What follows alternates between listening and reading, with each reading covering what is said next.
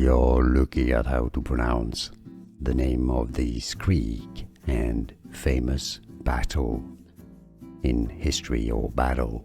Two different ways of pronouncing it. In the US American English it's said as Antietam Creek, while in British English Antietam.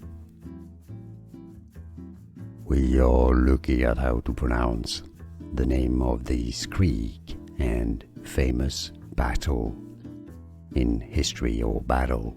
Two different ways of pronouncing it. In the US American English it's said as Antietam Creek, while in British English Antietam.